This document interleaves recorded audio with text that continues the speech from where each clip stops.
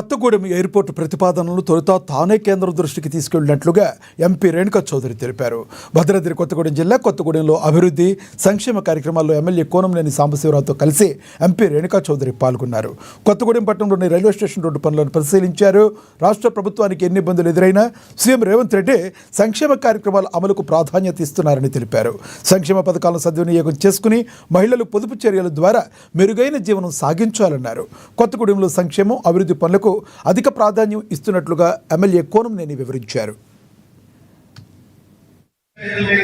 ఉద్యోగ అవకాశాలు, రాజకీయాల్లో అవకాశాలు కలిగించే నిర్ణయానికి ఇవాళ జిల్లా అంతా కూడా నేను పర్యటన చేస్తూ చాలా మంది ముందుకొచ్చి స్పందించి పండుగలుగా ఇక్కడ జరుపుకుంటున్నాము.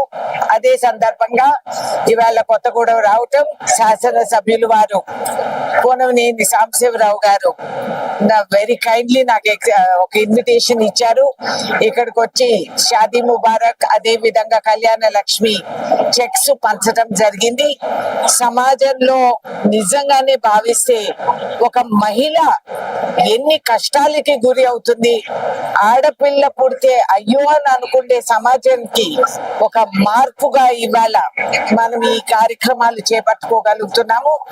దీనివల్ల ఎవరూ కూడా ఆడపిల్ల పుట్టిందే అని బాధపడకుండా అవకాశాలు తీసుకొని వాళ్ళందరికీ కూడా సమానంగా చదువు అవకాశం కలిగిస్తే ఎవరైనా ఎదగలుగుతారు ఈ భారతదేశంలో అనే నిర్ణయాన్ని